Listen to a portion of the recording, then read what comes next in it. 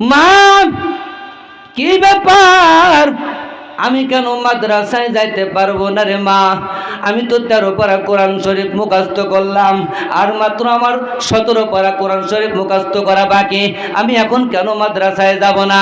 মা ডাক দেয়া বলে, বাবা রে, এতদিন তো তোমার মাস্টারের খরচ তোমার বাবা দিছে, প্রাইভেটের খরচ বাবা দিছে, আর শিক্ষকের বেতন তোমার বাবা দিছে। এখন তোমার বাবা দুনিয়া থেকে বিদায় নিয়ে গেল, এখন তুমি এতিম হয়ে গেছো। আমি তো এই মাদ্রাসার পড়ার খরচ আমি দিতে পারবো না। এই জন্য বেটারে, আমি তোমাকে আর মাদ্রাসায় পড়াইতে পারবো না।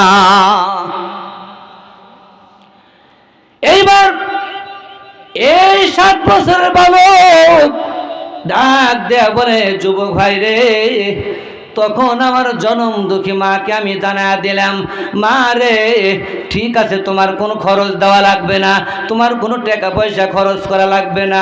জনম দুঃখী মা রে, আমি 13 পারা কোরআন শরীফের হাফেজ হয়েছে, আর 17 পারা কোরআন শরীফ বাকি আছে। মা রে, কোনো মাদ্রাসা লাগবে না, এই 17 পারা কোরআন আমি মুখস্থ করব, রাস্তার মধ্যে গিয়া আকাশের চন্দ্রের আলোতে বাকি 17 পারা কোরআন মুখস্থ করব। বলেন সুবহানাল্লাহ। এই জন্য আমি রাস্তার মধ্যে কোরআন শরীফ তেলাওয়াত করি। 28 বছরের যুবক এইবার হাওমাও করে কান্না করেন, আর বলতেছে, আল্লাহ,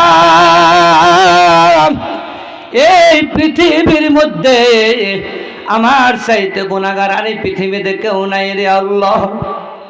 আসমানের নিচে জমিনের উপরে আমার মতো নিমুখ হারামি, আমার মতো বেঈমান, আমার মতো গুনাহগার, আমার মতো নাফরমান এই দুনিয়াতে আর কেউ নাই।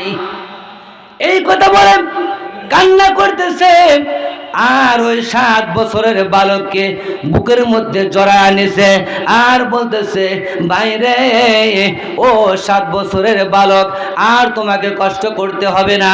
এই কথা বলে ওই 28 বছরের যুবক পকেটের মধ্যে থেকে 200 দিরহাম টাকা বাহির করছে। এই টাকা ওই 7 বছরের বালকের হাতে দিয়া বলতেছে, বালক রে, আজকে থেকে আমি তওবা করলাম, আর জীবনে কোনোদিন মদ পান করব না। বলেন সুবহানাল্লাহ। তাহলে কোরআন শরীফ তেলাওয়াত শোনার কারণে তার ভিতরে পরিবর্তন হয়েছে কি হয় নাই? দেখেন,